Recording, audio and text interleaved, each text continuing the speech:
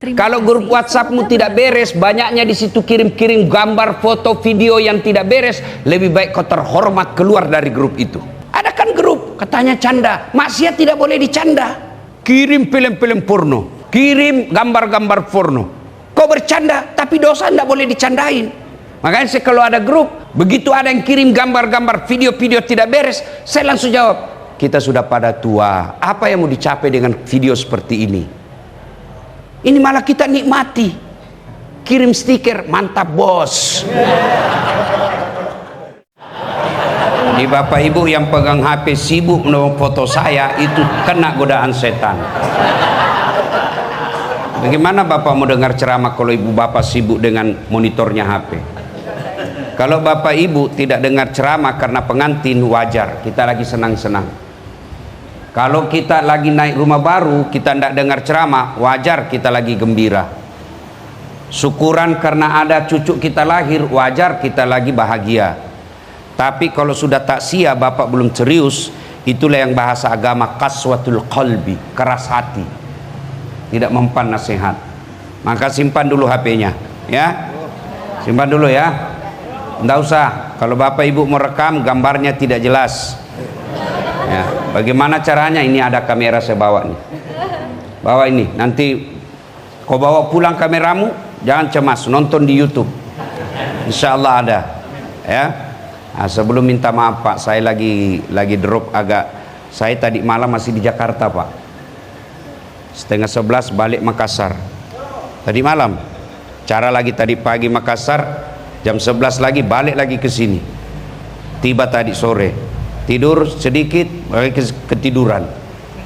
Mau balik lagi, saya minta tolong kipasnya dimatikan dulu. Saya alergi angin. Ya minta maaf, bisa sedikit ya, 1 jam aja ndak kena kipas. Sudah itu biar mau simpan di depannya hidung ibu, ndak apa-apa. Penting saya sudah balik ya, ndak apa-apa Pak ya. Oke, mohon keikhlasannya tidak pakai kipas angin dulu. Ya, oke. Bapak Ibu saudara-saudara sekalian, ada firman Allah yang tiap Jumat kita baca. Tiap Jumat dibacakan di khatib Jumat. Tidak sah sholat Jumat kalau ayat ini tidak dibaca. Apa ayat itu? Ya ayyuhalladzina amanu taqullaha haqqa tuqatih wa la tamutunna illa wa antum muslimun. Ini sejak 1400 tahun yang lalu Pak, dari lebih 6000 ayat dalam Quran, ayat ini yang selalu diulang-ulang. Coba bayangkan, sudah 1400 tahun tiap Jumat dibaca. Masih ingat waktu Covid? Ibu-ibu masih ingat waktu Covid? Apa pengumuman dari pemerintah waktu itu? Apa pengumuman pemerintah? Pakai masker, jaga jarak, cuci tangan, jangan berkumpul. Di mana-mana diumumkan. Kenapa? Waktu itu pakai masker penting. Sekarang masih ada itu pengumuman? Masih ada itu pengumuman? Kenapa? Sudah tidak penting. Ayat ini 1400 tahun masih diulang-ulang. Kenapa? Penting. Dan rasanya ayat ini susah diterima akal. Coba simak ayatnya. Wahai orang-orang yang beriman. Berarti tanpa iman Bapak susah laksanakan ayat ini. Allah tidak mengatakan ya ayyuhan nas, wahai manusia. Kalau Allah katakan ya ayyuhan nas, penjudi pun mampu lakukan. Bertakwalah kalian kepada Allah. Takwa itu 2, mampu melaksanakan perintah Allah, sanggup menghindari larangannya. Itu aja itu takwa. 2 aja itu Bu. Syarat takwa itu 2 saja. Lebih susah syaratnya jadi caleg. Ya, ini 2 aja itu takwa Bu. 1, perintah Allah laksanakan. 2, larangan Allah tinggalkan. Dan hebatnya Allah, kalau perintah sesuai kemampuan. Sholat tidak mampu berdiri, duduk. Tidak mampu duduk, baring. Puasa tidak mampu karena sakit, boleh kau tunda. Nanti selesai sakit kau bayar. Tidak sembuh-sembuh, boleh ganti dengan lain. Apa? Fidyah. Kamu harus haji kalau mampu. Tidak mampu, boleh ndak haji sampai meninggal. Perintah sesuai kemampuan. Tapi kalau larangan mutlak, tidak boleh tawar-tawar. Ndak boleh sesuai kemampuan, mutlak harus lakukan. Kalau perintah, jangan bersinah. La taqrabuz zina, kata Allah. Jangan kau dekati zina. Tidak bisa bilang, saya tidak bisa kalau tidak berzina 1 bulan. Tidak bisa. Itu mutlak. Jangan dekati judi. Tidak bisa. Tidak bisa saya kalau tidak judi, tidak boleh. Jangan dekati khamar, tidak boleh. Wah, saya harus teler 1 hari. Tidak. Ayat perintah disesuaikan kemampuan. Larangan mutlak. Itulah takwa. Perintah lakukan sesuai kemampuanmu, larangan mutlak.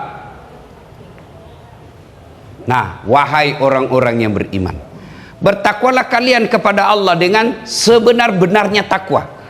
Sebenar-benarnya takwa. Di Indonesia banyak takwa gimik-gimik, banyak takwa pencitraan, banyak takwa pilkada, banyak takwa pilpres. Kalau mau pilpres, pilcaleg, itu politisi penampilannya kalah ustad.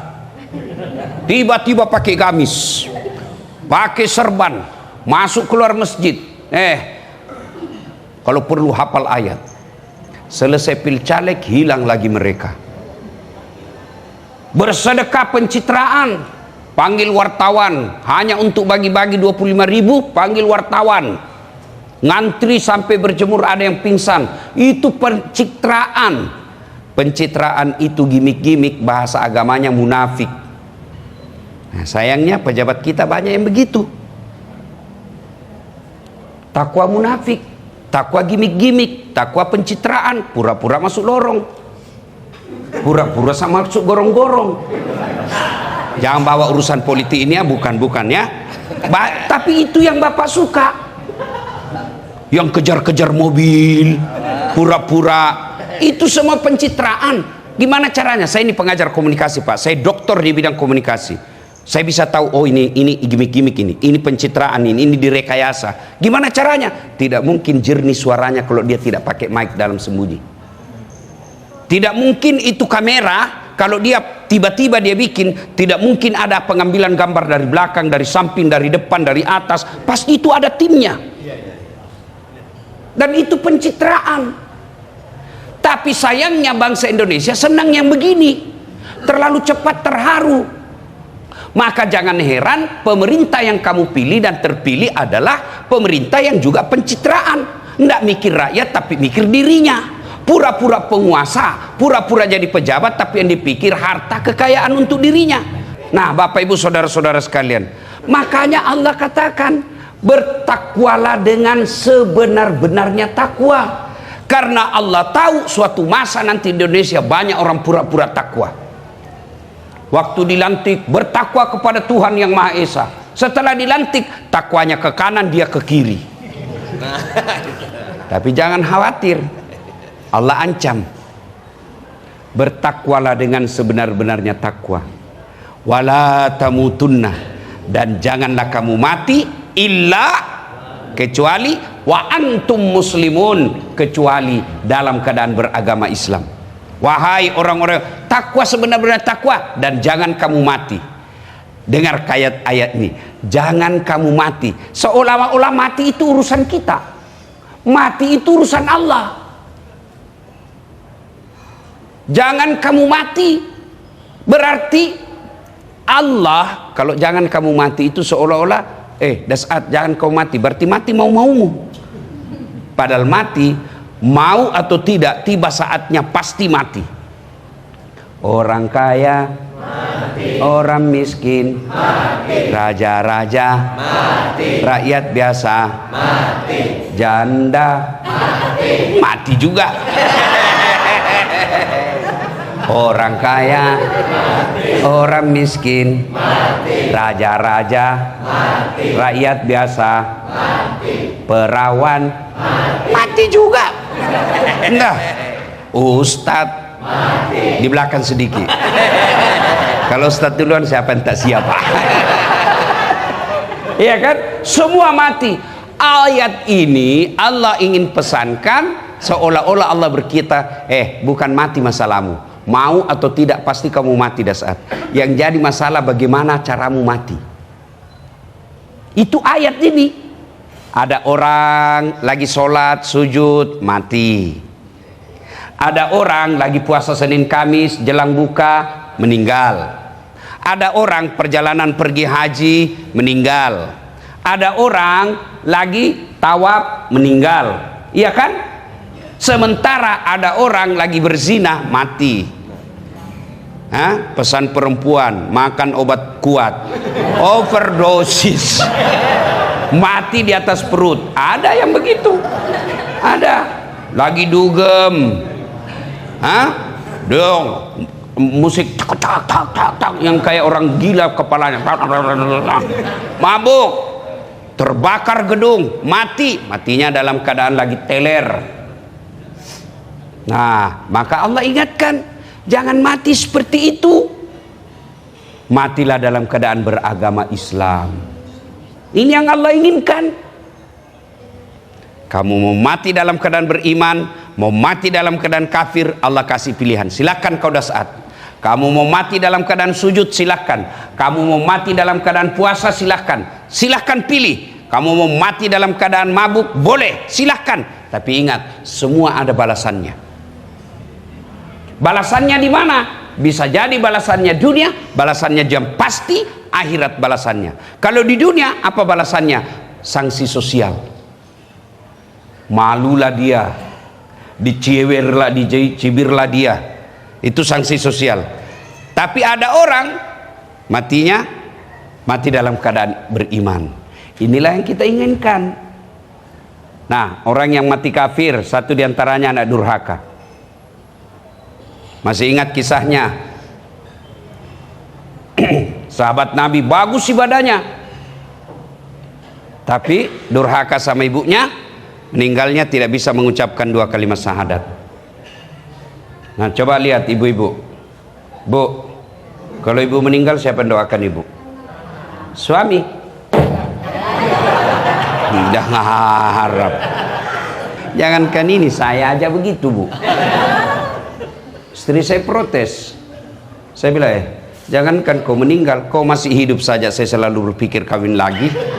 Apalagi kalau kau sudah mati, pastilah kita kawin. Iya toh? Siapa yang doakan ibu? Anak. Berarti Bapak Ibu, sedulur-sedulur, saudara-saudara, Bapak mau tahu masa depan Bapak dikubur? Mau tahu masa depan ibu dikubur? Bagaimana keadaan ibu nanti dikubur? Lihat anakmu sekarang. Lihat anakmu sekarang. Kalau anakmu masih pergi sholat subuh, ada harapan, Pak. Anak kita masih datang mau pengajian, ada harapan. Anak kita cakep, cerdas, sekolahnya bagus, masih datang pengajian, keren. Daripada anak sudah jelek, dungu, muka ndak jelas, ndak pernah lagi datang pengajian, sial jadi anak orang tua.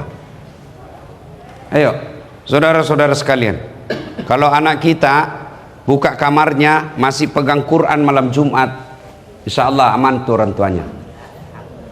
Kalau buka kamarnya game aja dia kerja, malam Ahad boncengan sama pacarnya, hai, jangan harap, Pak. Bapak kalau sudah masuk kubur, bukan menunggu 1 tahun, bukan menunggu 100 tahun, Pak. Nggak balik-balik lagi.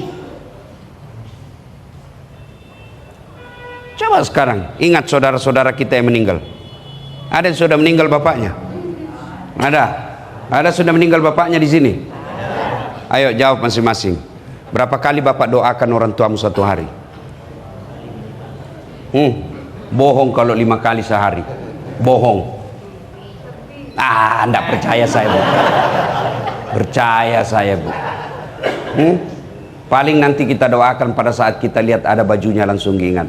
Itu pun tidak otomatis dia baca doa. Nggak usah jawab saya, jawab dalam hati, gambaran nanti kita dikubur. Kalau bapak saya sudah arwah, tapi saya bikinkan masjid. 2 masjid, setiap salat 5 waktu, pasti baca Fatihah orang di situ.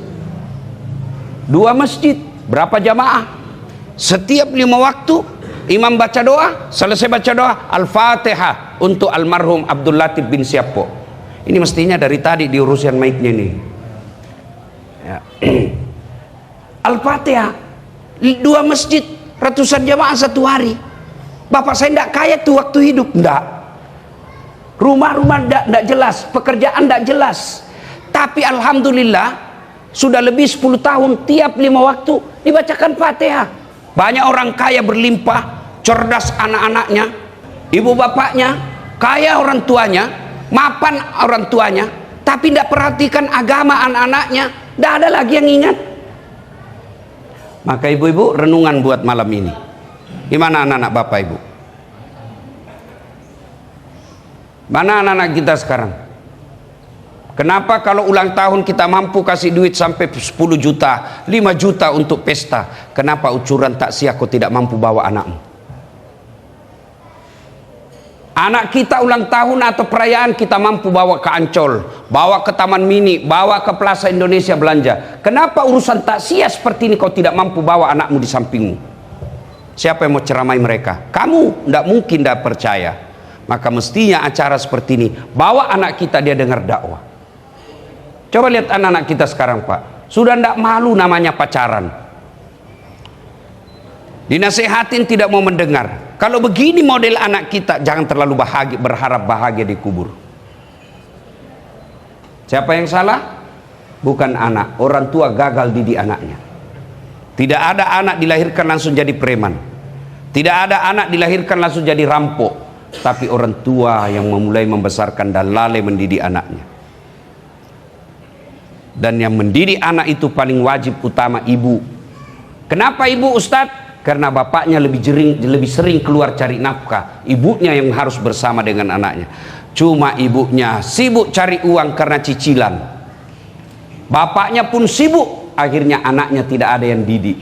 Demi Allah begitu ibu meninggal meskipun cicilanmu sudah lunas, anakmu tidak akan mengingatmu ketika kau ada di kubur. Kan ini penting. Ya, mari kita ingat anak-anak kita sekarang. Ustadz, anak saya sudah susah saya nasihati. Jangan putus asa. Gimana caranya? Lanjutkan dengan apa? Ibu bapak cari anak yatim sekolahkan. Cari penghafal Quran. Demi Allah, jangan berharap kalau tidak pernah bapak ibu lihat anakmu baik agamanya. Jangan berharap.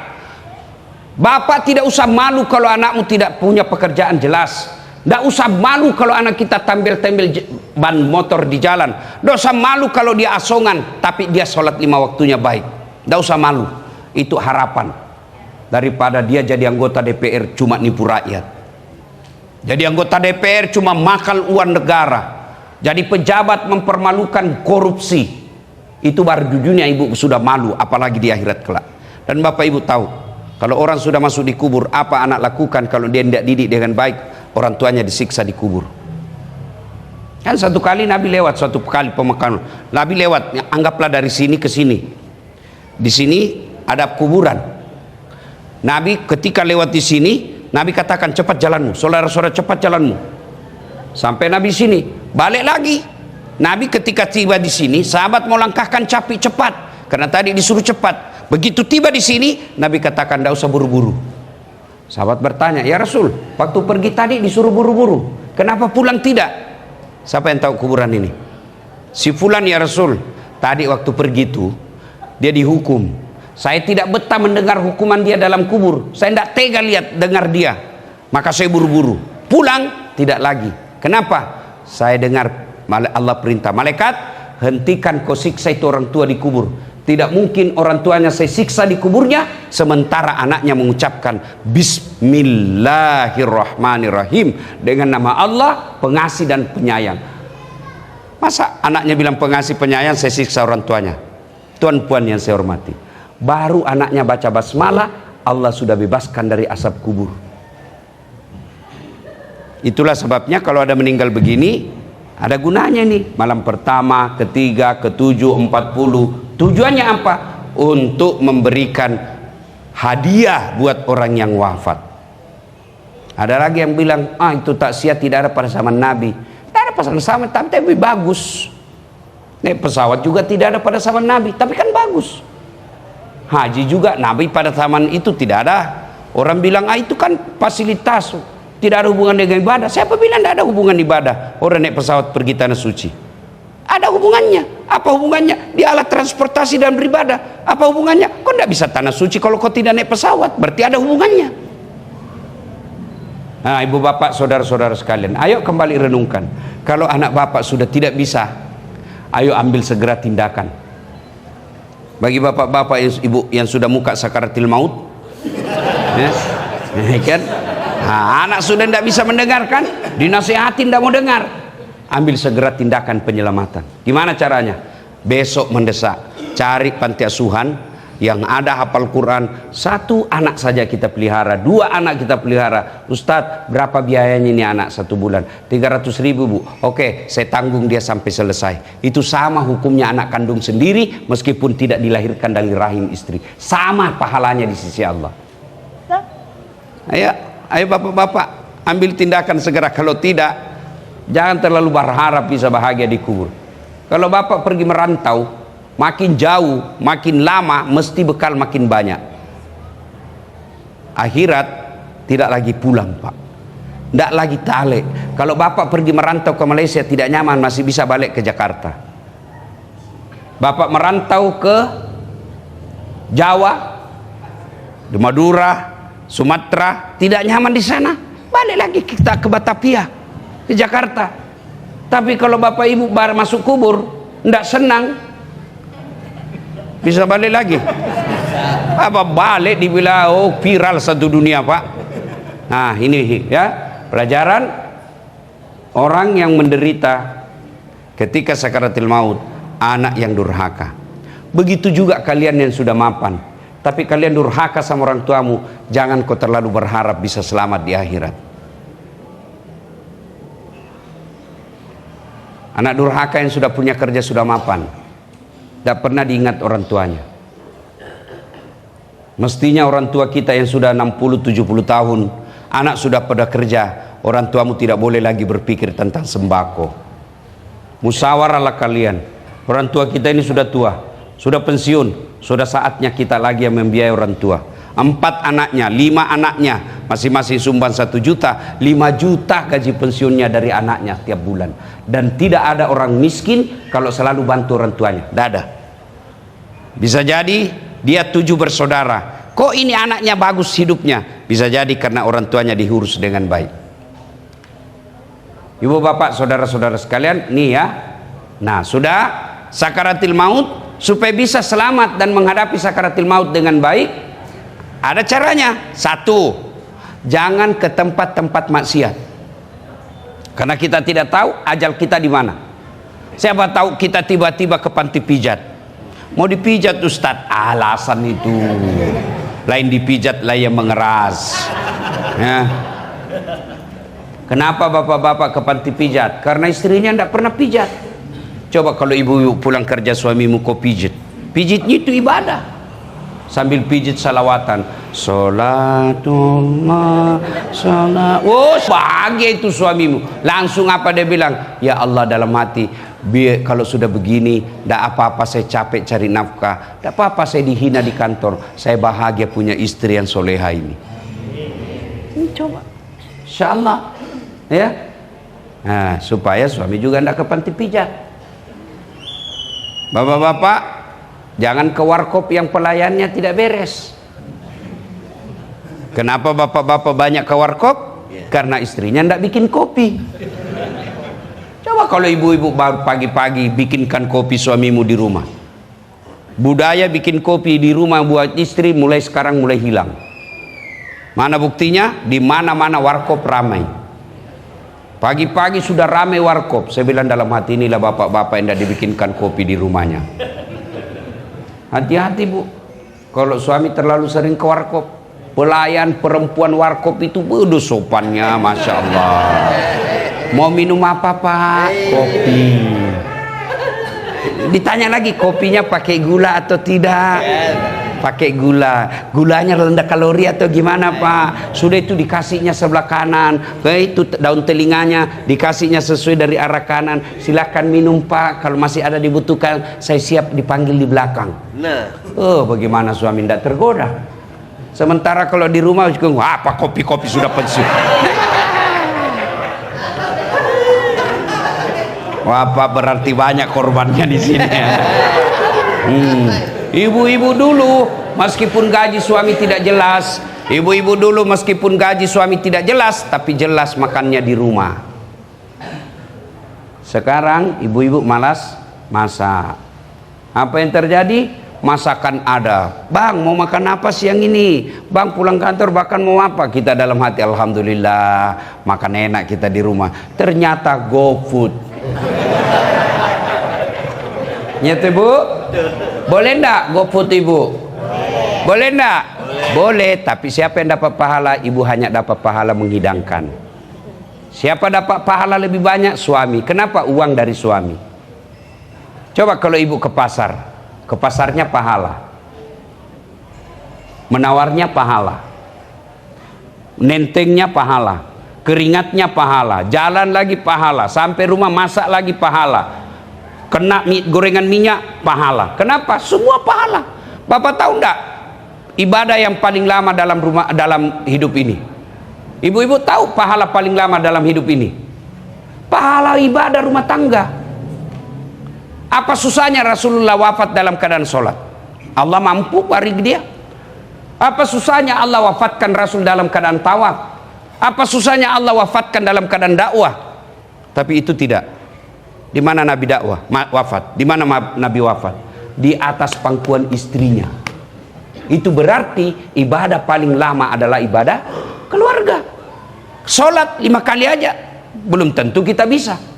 Tapi kalau ibadah rumah tangga 24 jam, tidur ibadah, pergi kantor cari nafkah ibadah, didik anak ibadah, masak ibadah, bahkan berhubungan suami istri pun ibadah.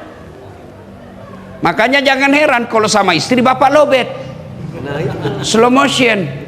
Kenapa? Digoda sama istri. Setan nggak mau kalau bapak beribadah.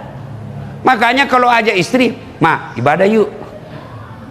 Itu ibadah. Tapi kenapa kalau sama perempuan yang tidak halal bapak nafsu? Karena setan yang goda. Kenapa? Melakukannya adalah dosa. Sama istri melakukannya ibadah. Maka mulai malam ini perbanyak ibadah. Ingat, itu ibadah.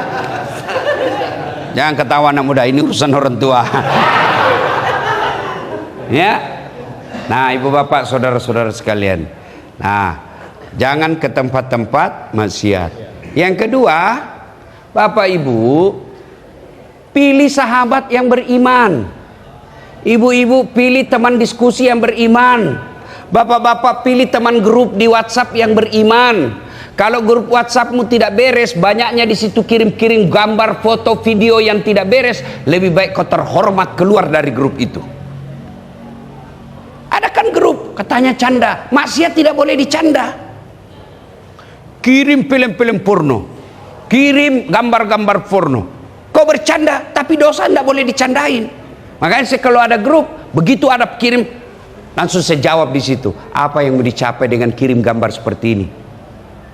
Begitu ada yang kirim gambar-gambar, video-video tidak beres, saya langsung jawab. Kita sudah pada tua. Apa yang mau dicapai dengan video seperti ini? Ini malah kita nikmati. Kirim stiker, mantap bos. Ini mumpun saya ingat, Pak, adik-adikku ini yang sering like, lewat like, hati-hati, like-mu itu nanti akan kau pertanggungjawabkan di akhirat. Kalau kau beriman, kenapa film-film begini kau like? Berarti kau suka, berarti imanmu tidak beres. Kalau video-video tulisan begini, orang munafik, kenapa kau like? Berarti kau suka yang begini. Jangan, kan itu kan dalam Quran dijelaskan semua akan dipertanggungjawabkan. Sebiji sarah sekalipun dibawanya lagi kuman yang tidak nampak, hanya akan melalui mikroskop, itu semua dipertanggungjawabkan. Apalagi itu like. Yang kau follow juga itu, kau follow, semua juga akan dipertanggungjawabkan. Ini kalau artis dia follow, apa kau dapat itu konten artis? Kalau ulama kau tidak follow,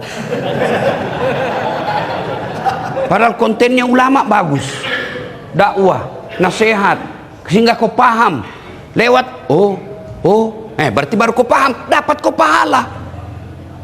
Artis apa? Hai guys, kita lagi di Jepang guys. Emang kau dikasih ikut? Hai guys, kita lagi makan kepiting guys, kepiting Alaska guys. Ini harganya 600.000. Kau dikirimi? Kau tinggal bilang, wih naknya ya. Tapi kalau kau follow ulama, kau dapat ilmu, ibadahmu bisa lebih benar, kau share lagi di grupmu dapat amal jariah. Apa itu ilmu yang bermanfaat? Nah, bapak saudara-saudara sekalian, ya. Jadi jangan sembarang teman bergaul kita. Kalau orang berteman dengan ulama, berteman dengan remaja masjid, berteman dengan orang pengajian, pasti ngajaknya ke pengajian. Nggak mungkin kalau bapak berteman sama saya, bapak bilang, Ustaz, ayo dugem. Nggak mungkin bapak bilang. Atau saya datang ke sini, Pak, di mana di sini tempat panti pijat yang bagus? Nggak mungkin. Pasti saya tanya, Pak, di mana tempat sholat berjamaah yang baik? Pak, di mana ada pengajian? Maka teman itu menentukan, bisa jadi kita mati, diajak kita. Maka ibu-ibu, kalau dalam grup itu banyak perempuan hedon, tinggalkan. Bukan sombong, kita pamit. Mohon maaf, saya lemah iman. Takutnya di sini malah tambah hancur iman saya. Kalau ada sesuatu silahkan japri. Hihihi. Kan begitu pamitnya. Ya, adik-adik, kalau ada grupmu yang tidak bagus, pamit aja. Saya ini lemah sekali iman saya. Saya takut makin hancur iman saya. Mohon maaf, say goodbye. Bye-bye. Kan itu. Daripada kita bertahan lalu banyak dosa. Ya, yang berikutnya, supaya kita bisa wafatnya dalam keadaan beragama Islam, yaitu doa. Ya Allah biha, ya Allah biha, ya Allah bihusnil. Minta itu. Kalau itu ada yang doa dibaca Pak Ustadz tadi, ada doa yang disebut doa selamat. Wa afiatan fil jasadi wa siyadatan fil ilmi wa barakatan fil rizqi wa taubatan. Ini yang berkaitan dengan kematian. Taubatan qablal maut, bertobat sebelum mati. Wa rahmatan indal maut, dirahmati, disayangi ketika dicabut nyawanya. Wa maghfiratan ba'dal maut, diampuni setelah mati. Kalau tiga hal ini dikabulkan, aman Pak. Aman kalau tiga ini dikabulkan. Taubat sebelum mati. 60 tahun, 55 tahun dia maksiat, ujung akhir 5 tahun hidupnya dia taubat. Itu namanya husnul khatimah. Ya, dirahmati ketika dicabut nyawanya. Dikasih lembut. Karena orang sakaratil maut Pak, dicabut nyawanya kata Nabi, itu 1000 kali kita dikuliti hidup-hidup baru sama sakitnya sakaratil maut. Yang ketiga, diampuni. Wa maghfiratan ba'dal maut, diampuni setelah mati. Memang banyak dosanya tapi dapat ampunan, aman. Saya tanya bapak-bapak, sebenarnya bapak meninggalnya nanti 2050, nanti 2050 bapak wafat, tapi tidak ada jaminan bapak diampuni atau tidak. Kalau bapak mau meninggal besok tapi semua dosa-dosamu saya maafkan, kau masuk surga, pilih mana Pak? Pilih mana? Pilih mana? Kalau saya pilih 2050 dan diampuni. Ya. Nah, ibu bapak saudara-saudara sekalian, sudah ini ya cara supaya kita bisa mendapati matinya dalam keadaan husnul khatimah. Sudah bapak ibu sekalian. Lalu malaikat Jibril bernasihat kepada Nabi Muhammad, if'al ma syi'ta fa innaka mayyitun. Silahkan kau lakukan apa yang kau lakukan, tapi pasti kamu mati. Silahkan. Mau judi silahkan, mau hamar silahkan, mau nipu silahkan, mau judi silahkan, tapi semua pasti kau tanggung. Nah bapak ibu, orang masuk surga itu bukan karena tidak ada dosa. Dalam sehari-hari ada 2 malaikat yang menyertai kita. Malaikat pencatat amal sebelah kanan, malaikat pencatat dosa sebelah kiri. Ya, orang masuk surga bapak ibu bukan karena tidak ada dosa, tapi amalnya lebih berat. Kalau amalnya, misal contoh saja, pahalanya kebaikannya 10, dosanya 9, masuk surga. Kalau dosanya 10, kebaikannya 9, masuk neraka. Selama dia pernah la ilaha illallah, tiada Tuhan selain Allah, Muhammad Rasulullah, dia yakin sampai mati, kata Nabi, pasti masuk surga. Kalau dia la ilaha illallah, yakin sampai mati, pasti masuk surga. Cuma kalau ditanya kapan masuk surganya Ustaz, selesai ditimbang amal. Kalau amalnya banyak masuk surga, kalau amalnya sedikit masuk neraka. Makanya kesimpulannya kalau tidak bisa memperbanyak dosa, memperbanyak amal, jangan banyak dosamu. Kalau kamu yakin banyak dosamu, amalmu harus lebih banyak. Dosa banyak, amal harus lebih banyak. Kalau tidak bisa memperbanyak amal, jangan tambah dosa. Yang jadi masalah, kita banyak dosa, malas beramal. Mau masuk surga, kau kira ada orang dalam? Ya, nah Bapak Ibu saudara-saudara sekalian, saya banyak dosa Ustaz. Wala tai'asu min rauhillah. Jangan kau putus asa, kata Allah. Sebelum ajal menjemput, Allah kasih peluang, kau tobat. Bapak-bapak yang sudah pada uzur, sudahlah, jangan lagi mikir macam-macam Pak. Caranya Ustadz, ayo aktif berjamaah di masjid. Datang ke masjid berjamaah, cari teman-teman soleh, datang pengajian. Lalu banyak bertobat. Banyak dosaku Ustadz, ampunan Allah jauh lebih banyak. Dengar hadits qudsi soal tobat. Kamu datang membawa dosa penuh langit dan penuh bumi, ampunan saya jauh lebih banyak. Kau datang bertobat dengan berjalan, aku menyambutmu dengan berlari. Dan hebatnya apa janji Allah? Innallaha yuhibbut tawwabina. Saya cinta kepada hambaku yang bertobat. Terakhir, ini sudah 40 hari arwah meninggal almarhum. Maka anak-anaknya, ahli warisnya, saudara-saudaranya almarhum sangat membutuhkan satu, doa. Doa tidak banyak. Kalau untuk orang meninggal tidak ramai banyak doanya. Apa doanya? Boleh pakai bahasa Indonesia. Ya Allah, ampuni dosanya. Satu. Dua, terima amalnya. Ada amal tidak diterima? Ada. Amalnya para caleg. Bagi-bagi jilbab, bagi-bagi sedekah, tapi mau dicoblos. Itu bukan lillahi ta'ala. Nanti di akhirat, ya Allah mana jilbabku 50.000 lembar. Malaikat katakan dia bagi untuk dicoblos. Kau sudah coblos, tidak dapat lagi. Kalaupun almarhum ada amalnya yang tidak karena Allah, maka kita minta, ya Allah terima amalnya. Sudah diterima cukup? Tidak, didoakan lagi, lipat gandakan amalnya tersebut. Yang amalnya cuma 5, kita doakan ya Allah jadi berlipat-lipat ganda.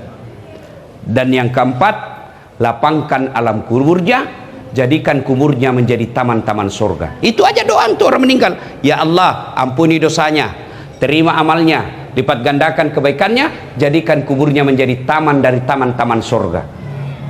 Nah, yang kedua bagi ahli waris, setelah mendoakan, apalagi Ustaz? Bersedekah atas nama orang tua, atas nama yang meninggal. Ada bajunya arwah almarhum, ada sepatunya almarhum. Daripada tinggal saja, bagilah. Kasih teman kerjanya, kasih sahabatnya, pakai ini. Kasih orang. Kalau Ustadz nggak usah kasih dasi, nggak ada gunanya. Ustadz nggak usah kasih dasi kupu-kupu. Dia mau pakai kemana? Ustadz kasih serban, kasih gamis, kasih sarung, dia pakai beribadah.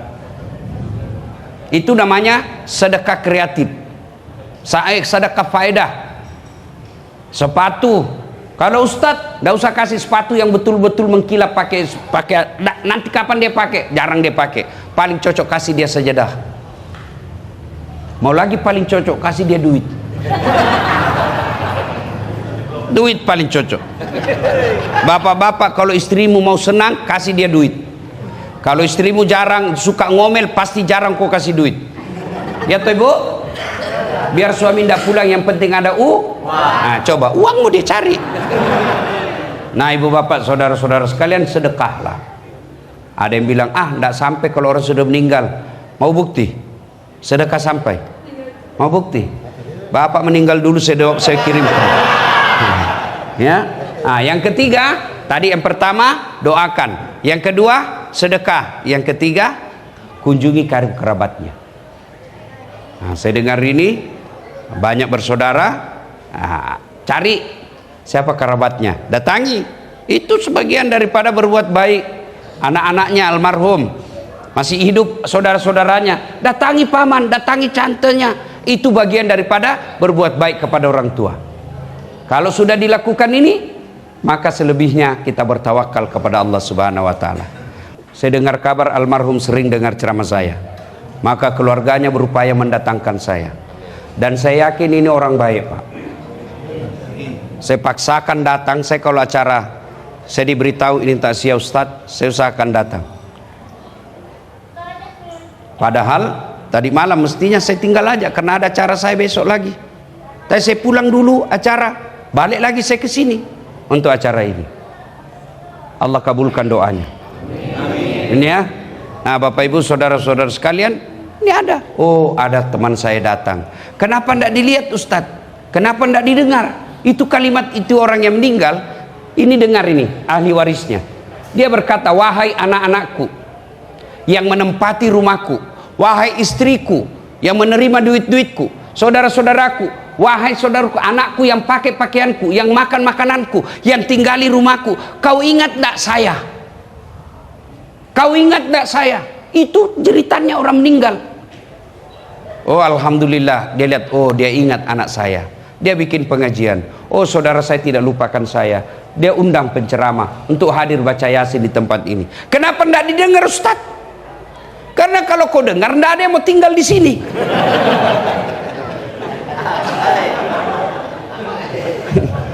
Karena alam kita sudah beda. Satu alam nyata, alam fana kita, alam dunia. Satunya lagi namanya alam barzah, alam kubur, alam gaib sudah tidak lihat. Nah, ibu bapak saudara-saudara sekalian, pada akhirnya kullu nafsin sa'ikatil maut. Semua yang hidup pasti akan mati. Al mautu babun, mati adalah pintu yang setiap kita pasti melewatinya. Demikian, lebih dan kurangnya mohon dimaafkan. Usikum wa nafsi bitaqwallah fastabiqul khairat. Assalamualaikum warahmatullahi wabarakatuh.